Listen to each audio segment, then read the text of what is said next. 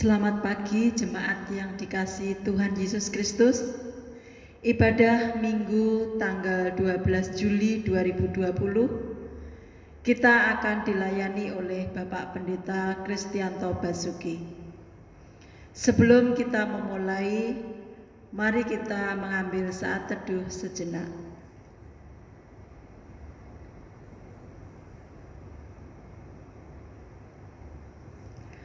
Mari jemaat, saya undang untuk berdiri. Kita bersama-sama menyanyikan pujian dari NKB 5 ayat 1 dan 2. Seluruh dunia, hai nyanyikanlah.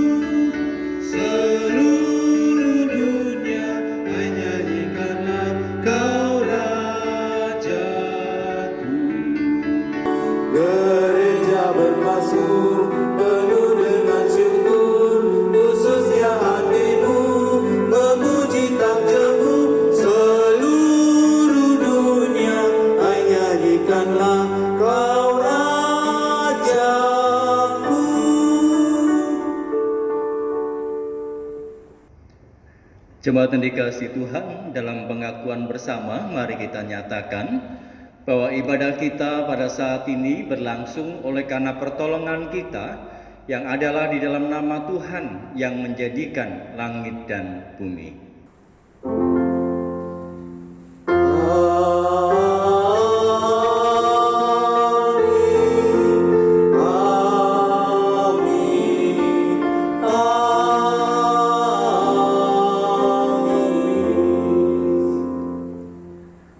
Salam kasih karunia dan damai sejahtera dari Allah Bapa kita dan dari Tuhan Yesus Kristus menyertai saudara sekalian. Dan menyertai saudara juga. Dipersilahkan duduk. Jemaat yang dikasihi dan juga mengasihi Tuhan Yesus Kristus, hari ini kita akan bersama merenungkan satu tema, yaitu bersiap menabur. Dan oleh karena itu marilah kita kembali mengingat apa yang disampaikan oleh Yesaya di dalam Yesaya 55 ayat 12 dan yang ke-13.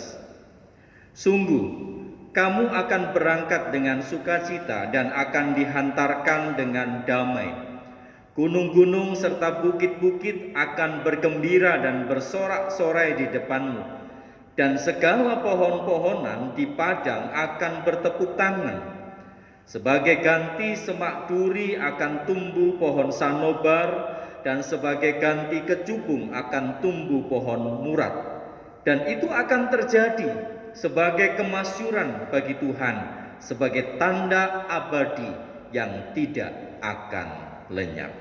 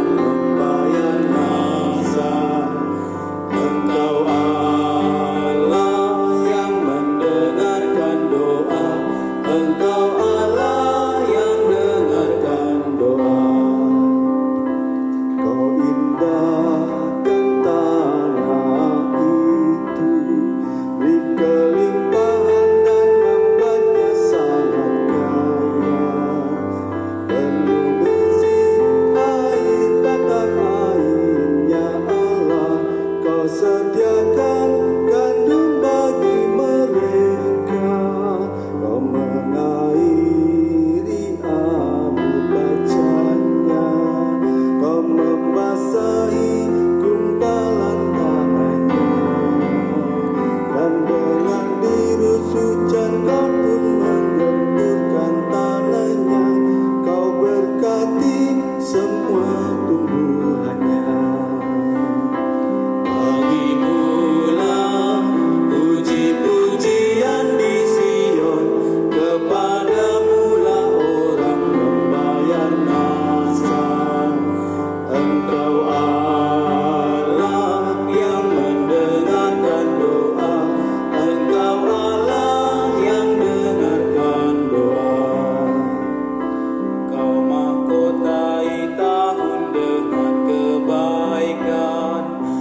Sejakmu Tuhan mengeluarkan lemah, tanah gurun pun meniti, bukit bersorak-sorai, padang rumput berpakaikan kambing domba, lembah-lembah semua subur berselimutkan gandum, semuanya bersorak dan bernyanyi.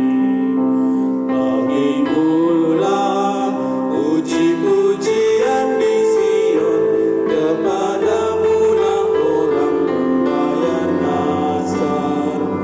Engkau Allah yang mendengarkan doa, Engkau Allah yang dengarkan doa. Jemaat yang dikasihi Tuhan, mari kita masuk dalam doa pengakuan dosa. Dan secara pribadi saya berikan kesempatan kepada saudara sekalian untuk menyatakan pengakuan dosa itu di hadapan Tuhan. Mari kita bersama berdoa.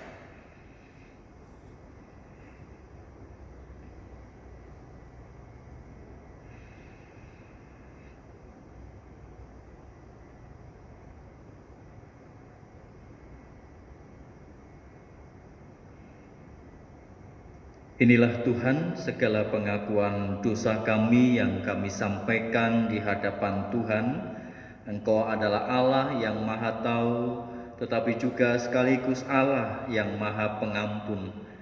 Keterbukaan kami dan pernyataan pengakuan dosa kami, karena kami landaskan di dalam nama Tuhan Yesus Kristus, Sang Pengampun dalam kehidupan kami. Amin.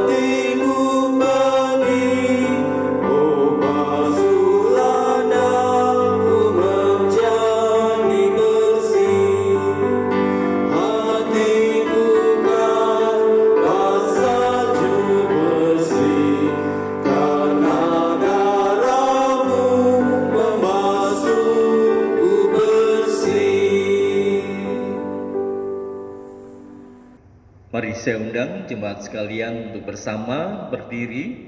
Kita akan mendengar akan berita anugerah seperti yang disampaikan oleh Rasul Paulus kepada jemaat di Roma pasal yang ke-8 ayat yang pertama dan yang kedua.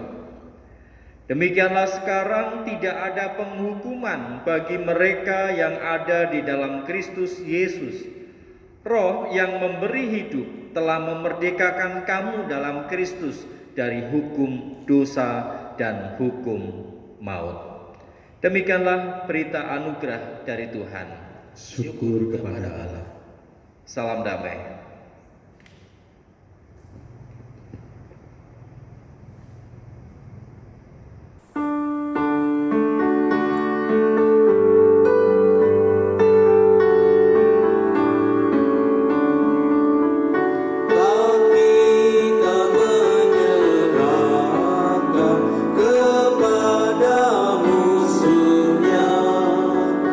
Pelita yang bersinar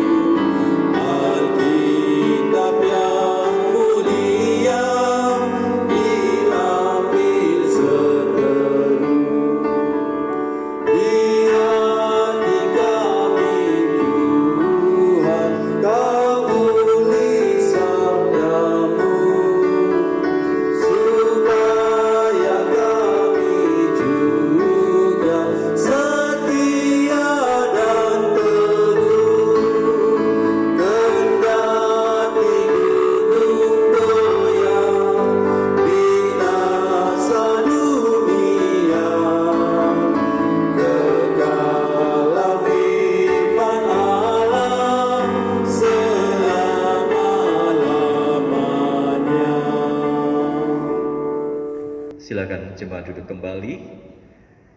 Dan kita akan bersama mempersiapkan hati kita di dalam doa sebelum kita masuk di dalam pelayanan firman. Mari kita berdoa.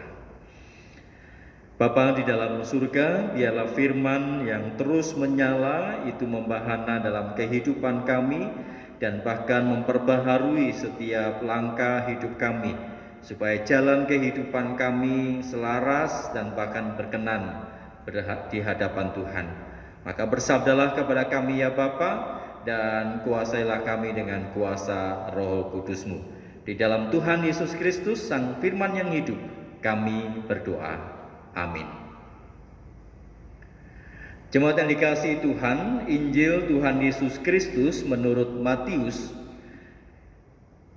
pasal yang ke-13 ayat yang pertama sampai dengan yang ke-9, dan kemudian kita lanjutkan ayat yang ke-18 sampai dengan 23. Pada hari itu, keluarlah Yesus dari rumah itu dan duduk di tepi danau. Maka datanglah orang banyak berbondong-bondong lalu mengerumuni dia, sehingga ia naik ke perahu dan duduk di situ, sedangkan orang banyak semuanya berdiri di pantai. Dan ia mengucapkan banyak hal dalam perumpamaan kepada mereka, katanya, adalah seorang penabur keluar untuk menabur. Pada waktu ia menabur, sebagian benih itu jatuh di pinggir jalan, lalu datanglah burung dan memakannya sampai habis. Sebagian jatuh di tanah yang berbatu-batu, yang tidak banyak tanahnya. Lalu benih itu pun segera tumbuh karena tanahnya tipis. Tetapi sesudah matahari terbit, layulah ia dan menjadi kering karena tidak berakar. Sebagian lagi jatuh di tengah semak duri, lalu makin besarlah semak itu dan menghimpitnya sampai mati. Dan sebagian jatuh di tanah yang baik, lalu berbuah. Ada yang 100 kali lipat, ada yang 60 kali lipat, ada yang 30 kali lipat. Siapa bertelinga, hendaklah ia mendengar. Karena itu dengarlah arti perumpamaan penabur itu. Kepada setiap orang yang mendengar firman tentang kerajaan surga tetapi tidak mengertinya, datanglah si jahat dan merampas yang ditaburkan dalam hati orang itu. Itulah benih yang ditaburkan di pinggir jalan. Benih yang ditaburkan di tanah yang berbatu-batu ialah orang yang mendengar firman itu dan segera menerimanya dengan gembira. Tetapi ia tidak berakar dan tahan sebentar saja. Apabila datang penindasan atau penganiayaan karena firman itu, orang itu pun segera murtad. Yang ditaburkan di tengah semak duri ialah orang yang mendengar firman itu, lalu kekhawatiran dunia ini dan tipu daya kekayaan menghimpit firman itu sehingga tidak berbuah. Yang ditaburkan di tanah yang baik ialah orang yang mendengar firman itu dan mengerti, dan karena itu ia berbuah. Ada yang 100 kali lipat, ada yang 60 kali lipat, ada yang 30 kali lipat. Demikianlah Injil Tuhan Yesus Kristus. Yang berbahagia adalah setiap kita yang mendengarkan firman Tuhan, memelihara dalam kehidupannya dan memperlakukan dalam kesehariannya. Haleluya. Haleluya, haleluya, haleluya.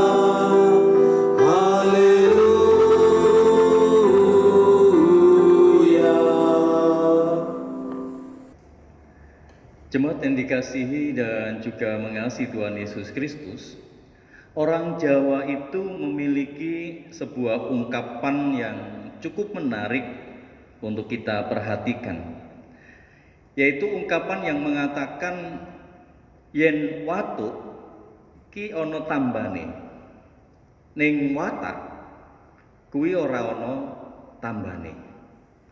Jadi kalau secara sederhana diterjemahkan, kalau batuk itu ada obatnya, tetapi watak atau karakter itu tidak bisa berubah. Nah, saudara, pertanyaannya adalah apakah itu benar? Ya, masing-masing punya pendapat saya kira gitu ya. Kalau memang itu benar, apa sebabnya watak itu sulit untuk berubah? Atau apakah memang benar bahwa watak itu tidak bisa berubah? Mungkin kalau kita mengatakan bahwa watak itu tidak bisa berubah oleh karena bahwa orang itu menutup diri, orang itu tidak mau menerima masukan dari orang lain. Memang benar bahwa orang harus menjadi dirinya sendiri, ya. Tetapi itu berarti bahwa seseorang tidak bisa lepas dari konteks di mana dia hidup dan selalu berhubungan dengan orang lain.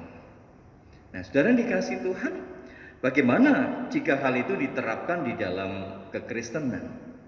Apakah betul bahwa karakter yang kita punyai itu adalah karakter yang susah, karakter yang sulit diubah oleh karena karakter Kristus? Dan sebenarnya Alkitab sudah memberikan kepada kita dasar-dasar karakter Kristiani, seperti bacaan yang kita baca pada saat ini. Namun dengan berbagai macam alasan, dengan berbagai macam sikap, orang kemudian menerima akan sabda Tuhan itu, dan itulah yang kemudian disampaikan oleh Tuhan Yesus di dalam perumpamaan kita. Saudara, yang pertama, menerima sabda Tuhan dengan sambil lalu, yang kemudian cepat hilang gitu ya.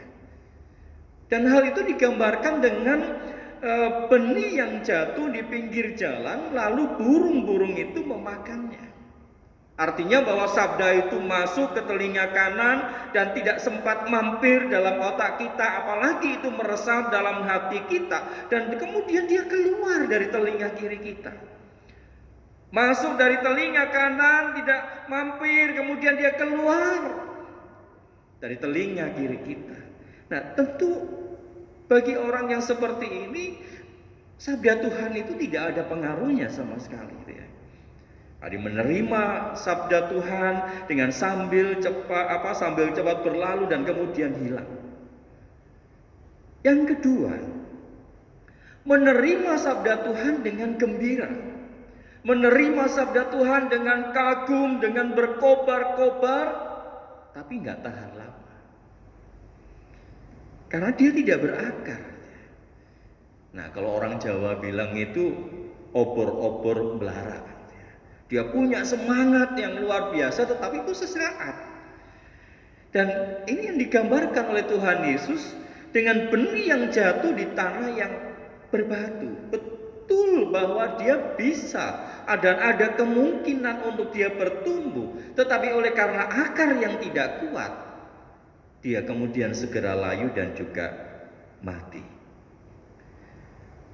Dan yang ketiga, saudara, penggambaran yang ketiga, menerima sabda Tuhan namun terhimpit oleh kekhawatiran dunia. Sabda Tuhan dianggap tidak menjawab kebutuhan manusia, terus buat apa untuk percaya? Dan ini yang digambarkan oleh Tuhan Yesus dengan benih yang tumbuh di antara semak duri. Sebenarnya bahwa dia mengikut akan sabda Tuhan, dia bisa bertumbuh, tetapi semuanya itu kemudian mengalami kematian karena dia terhimpit oleh kekhawatiran dunia dan bahkan tipu daya dari kekayaan yang ada. Dan yang keempat dikatakan di sana, menerima sabda Tuhan, mengerti, menghidupinya dengan sungguh-sungguh dan berbuah.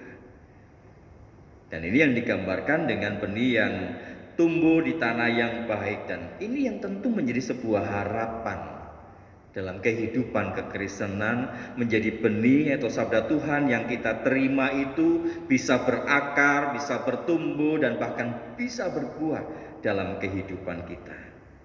Nah, saudara dikasih Tuhan, dari 4 penggambaran tadi, dan saya percaya bahwa kita semua tidak menginginkan gitu ya menjadi penggambaran yang pertama atau penggambaran yang kedua atau yang ketiga ya. Kita pasti menginginkan menjadi orang yang keempat, yang menyemai benih kehidupan di dalam iman, dalam kebenaran, dalam kasih. Nah, saudara dikasih Tuhan, memang bukan hal yang mudah kalau kita melihat penggambaran kehidupan yang demikian. Ya. Karena apa? Karena Tuhan Yesus sendiri dengan jelas menyebut dengan kata berbuah. Firman yang kita terima, firman yang berdiam dalam kehidupan kita, firman yang kemudian kita resapi dan kemudian kita perhadapkan dengan segala tantangan dan pergumulan, dan bukan mati. Betul bahwa kita mengalami kesulitan, kita mengalami himpitan, tetapi kita tetap bertumbuh, bahkan dikatakan di sana kita berbuah dalam kehidupan kita. Ya, bukan hal yang mudah ketika kita bisa mengatakan akan hal ini, saudara. Karena yang dilakukan, yang diajarkan oleh Tuhan Yesus adalah bahwa buah yang dihasilkan, dampak yang dirasakan bagi kehidupan orang-orang yang ada di sekitar kita. Di tengah situasi yang terjadi pada saat ini, dengan tantangan, kesulitan, pekerjaan karena pandemi, aktivitas yang terbatasi, panggilan kita adalah panggilan di mana kita bisa berbuah. Bagaimana kehadiran kita di tengah situasi? Ya betul kita mengalami kesulitan, ya betul bahwa kita mengalami tantangan, benar kita semua punya masalah. Tapi apakah kita kemudian tidak mengingat akan firman Tuhan yang tidak bertumbuh sama sekali? Atau kita ingat sekilas akan firman Tuhan, kita punya semangat yang berkobar, tapi kemudian cepat padam? Atau sebaliknya, bahwa kita tetap bertumbuh dalam kehidupan kita, bahkan kita berbuah dan dirasakan oleh banyak orang. Dan itu berarti bahwa saudara, semua harus muncul dalam kehidupan kita, dari dalam kita. Kita benar-benar meresapi apa yang firman sampaikan dalam hidup kita, apa yang Tuhan sudah sampaikan. Supaya itu sungguh-sungguh kita rasakan dan bahkan mengubah karakter kita, mengubah watak kita. Saudara dikasih Tuhan, Paulus itu orang yang sangat berapi-api. Paulus itu adalah orang yang berkobar-kobar. Tapi ketika dia berjumpa dengan Tuhan Yesus, tidak mudah untuk dia kemudian melakukan tindakan dengan penuh kasih, menyampaikan dan menyatakan sabarlah akan segala sesuatu. Ampunilah mereka yang menyakitimu. Tidak mudah. Tetapi Rasul Paulus pun menyadari bahwa dia bisa diubah. Dia menanggalkan akan kehidupan yang lama dan kemudian dia mengenakan pakaian baru dan berlari-lari menuju tujuan yang diharapkan dengan perubahan yang ada. Dari seorang yang begitu keras menjadi seorang yang memberlakukan kasih dan pengampunan. Nah, kalau itu tidak ada dan tidak terjadi dalam perubahan kehidupan kita, maka kita tidak akan mungkin bisa menjadi orang jenis yang keempat tadi. Ketika benih itu ditaburkan dan kita siap menjadi tanah, dan di mana kita bisa menumbuhkan benih itu dalam kehidupan kita. Nah, jadi saudara yang dikasih Tuhan, semua ada dalam pilihan kita. Karakter mana yang akan kita kembangkan dalam kehidupan kita? Jika kita prihatin dengan situasi yang ada sekarang ini, apa yang bisa kita kerjakan dan apa yang bisa kita lakukan? Di tengah situasi dan kemudian kita melihat banyak orang yang tidak peduli dengan keadaan sekitar. Misalnya penggunaan masker, dalam perjumpaan tidak menjaga jarak, tidak melakukan tindakan pola hidup bersih dan sehat, mencuci tangan dengan sabun dan air yang mengalir. Apakah kita akan menjadi orang yang dengan karakter yang kita tidak peduli dengan kehidupan di sekitar kita? Ataukah sebaliknya? Bagaimana kehidupan bergereja kita? Di tengah situasi yang ada pada saat ini, di satu sisi kita punya kerinduan untuk kita bergereja. Serasa kita tidak sabar untuk kita ketemu kembali. Mungkin kita bisa membabi buta. Bahkan kita mengatakan sebagai orang yang tidak beriman dan tidak percaya bahwa Tuhan Yesus itu adalah tabib di atas segala tabib yang mampu menyembuhkan dan memulihkan, dan tidak ada kuasa apapun yang bisa menyatakan dan mengalahkan orang percaya. Tapi di sisi lain kita pun juga melihat bahwa kehidupan bergereja kita adalah bukan kehidupan yang membawa dalam kematian ataupun penderitaan. Bergereja kita adalah bergereja yang membawa kehidupan. Nah, di tengah situasi dan pergulatan yang demikian, apakah kemudian kita menjadi orang yang merasa tahu segalanya, mengerti segalanya, dan kita tidak mengindahkan pendapat ataupun keinginan orang lain? Kalau sudah iya, ya harus iya. Kalau sudah tidak mau, ya sudah tidak mau. Tidakkah kita bisa merubah diri kita? Mendengar apa kata firman dalam hidup kita, mencernanya, memeriksa dalam kehidupan kita, menghadapkan itu semua dengan permasalahan yang kita hadapi, dan kemudian kita bisa mengambil satu sikap dan tindakan yang memberikan kehidupan, yang memberikan dampak kesukacitaan, kegembiraan kepada orang lain. Oleh karena itu, saudara yang dikasihi Tuhan, mari kita lihat keberadaan diri kita. Siapkah kita untuk kita menjadi tanah yang subur, tempat di mana benih itu akan ditabur dan kemudian dia bertumbuh dan membawa dampak, berbuah bagi kehidupan di sekitar kita. Siap sedialah untuk berbagi dan menabur. Amin.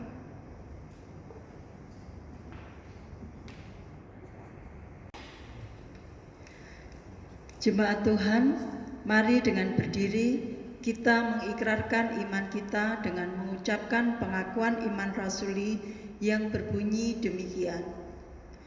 Aku percaya kepada Allah, Bapa yang Maha Kuasa, Khalik langit dan bumi, dan kepada Yesus Kristus, Anaknya yang tunggal Tuhan kita, yang dikandung daripada Roh Kudus, lahir dari anak darah Maria, yang menderita sengsara di bawah pemerintahan Pontius Pilatus, disalibkan, mati dan dikuburkan, turun ke dalam kerajaan maut.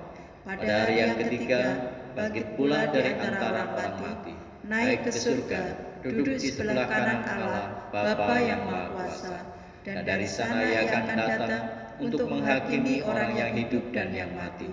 Aku percaya kepada Roh Kudus, gereja yang kudus dan am, persekutuan orang kudus, pengampunan dosa, kebangkitan orang mati, dan hidup yang kekal.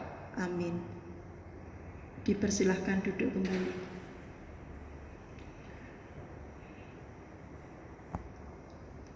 Mari saudara yang dikasihi Tuhan, kita masuk dalam doa syafaat dan mari bersama kita berdoa. Bapa di dalam surga,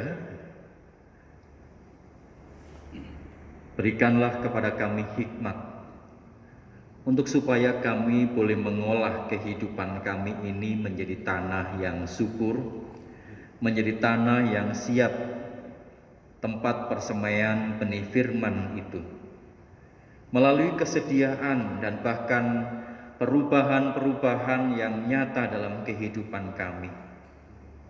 Dan kiranya segala tantangan dan pergumulan yang kami hadapi tidak merubah kehidupan kami, tidak merubah karakter Kristus yang ada pada diri kami.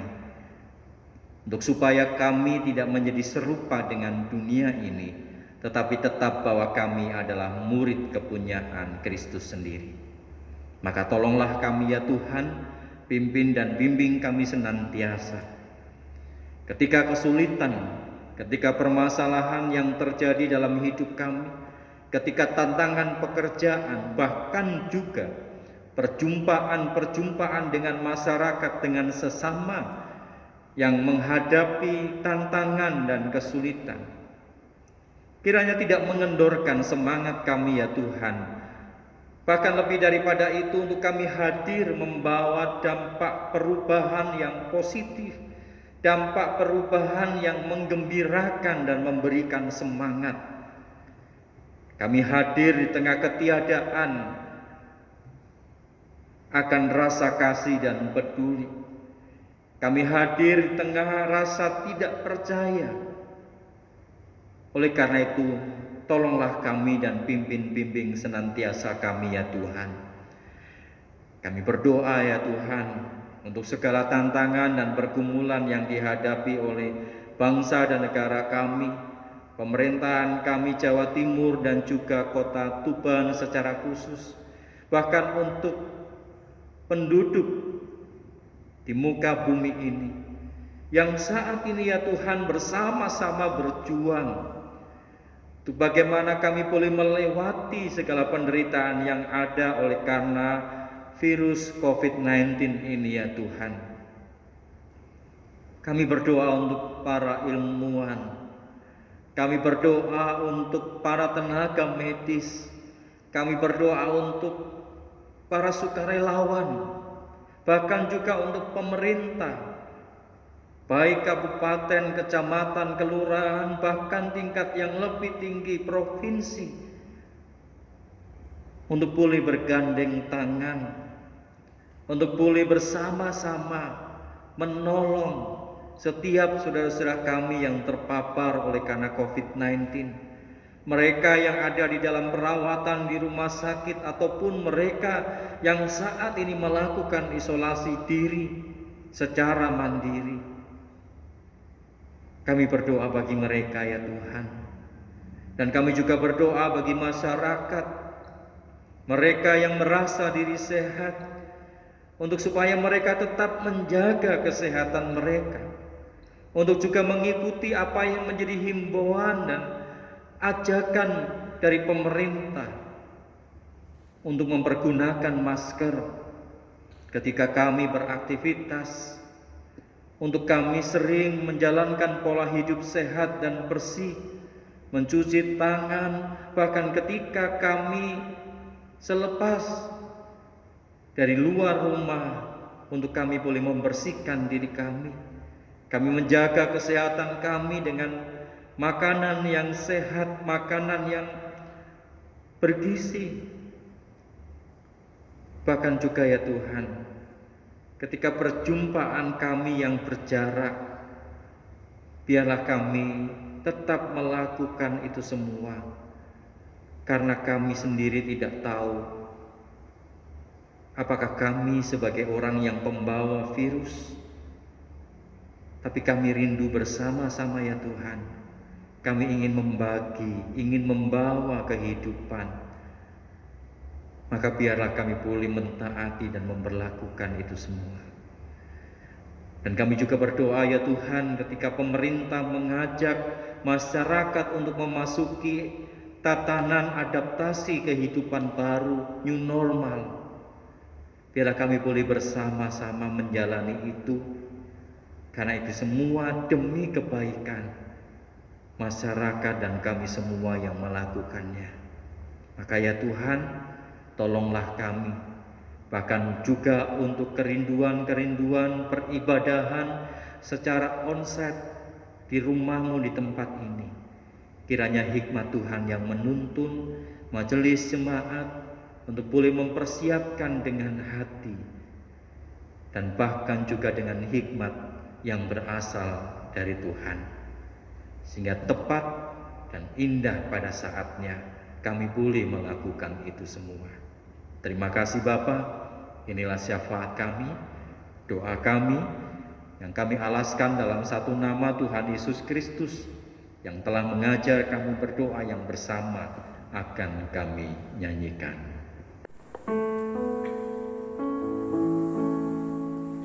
Bapa kami yang ada di surga, dikuduskanlah namamu, datanglah kerajaanmu,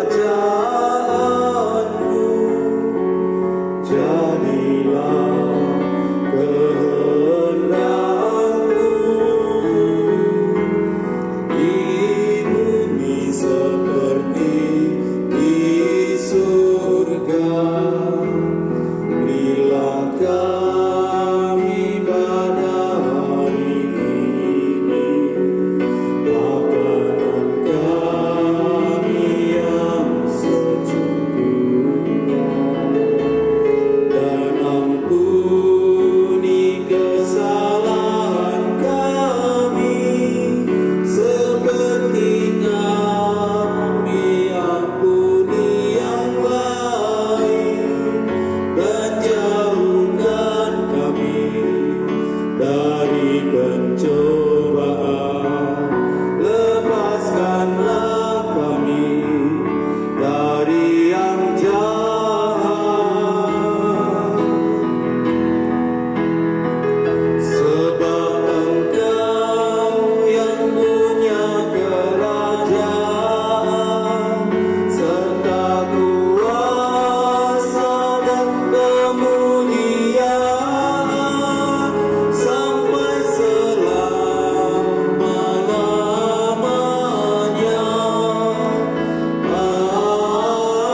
Amin. Amin. Tiba saatnya kita masuk dalam pelayanan persembahan. Sebelum kita memberikan persembahan, kami sampaikan nats persembahan sebagai dasar kita memberikan persembahan pada kebaktian saat ini yang terdapat dalam Mazmur 96 ayat 8 yang berbunyi, "Berikanlah kepada Tuhan kemuliaan namanya, bawalah persembahan dan masuklah ke pelatarannya." Saudara dapat mengumpulkan persembahan saudara dalam amplop dan kemudian saudara dapat berikan ke gereja, atau saudara dapat memberikan melalui transfer ke rekening gereja BCA KCO Tuban AC 82401832227 atas nama Fani Susilowati atau Maria Kristina. Sambil kita mengumpulkan persembahan, kita akan nyanyikan pujian dari PKJ 145 ayat 2, "Aku melangkah ke rumah Tuhan."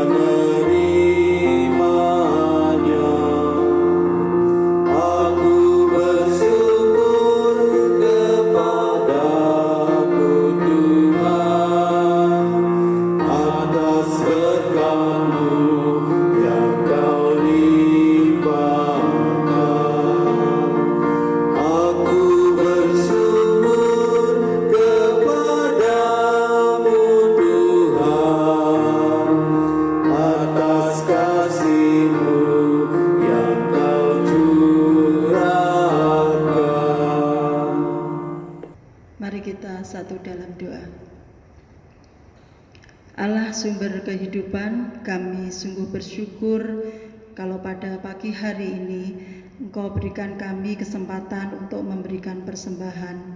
Kiranya Bapa, Engkau berkati persembahan ini, biarlah persembahan ini boleh kami gunakan untuk menunjang kegiatan-kegiatan yang ada di gereja kami.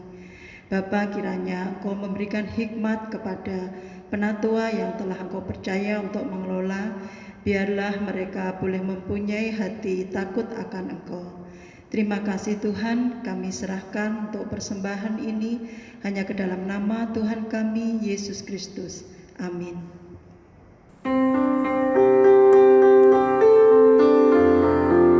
Tuhan mengutus kita ke dalam dunia, bawa pelita kepada yang gelap.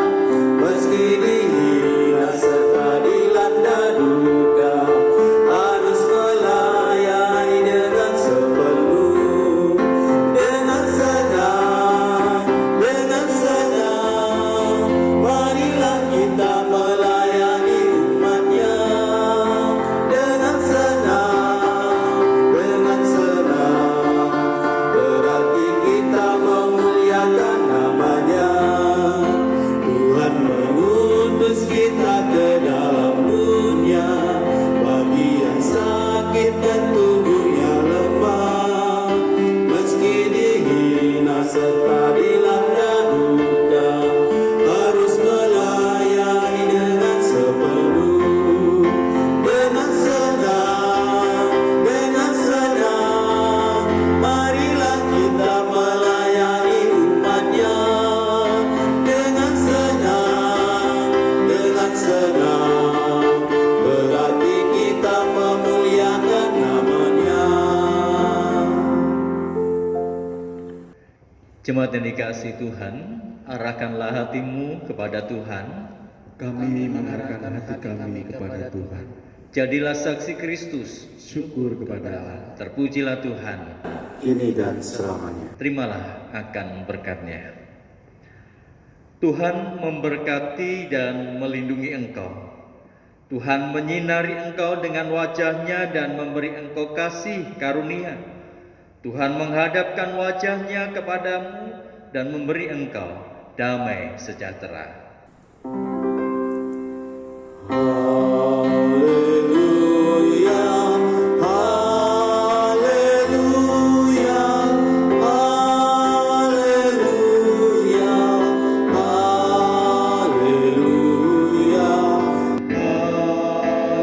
Haleluya.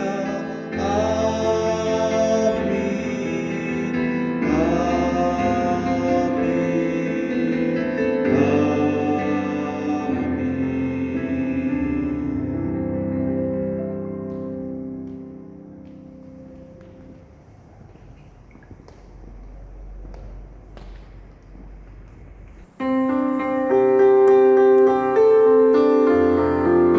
Tuhan mengutus kita ke dalam dunia, bawa pelita kepada yang gelap. Meski dihina serta dilanda duka, harus melayani dengan sepenuh. Dengan senang, marilah kita melayani umatnya. Dengan senang, berarti kita memuliakan namanya.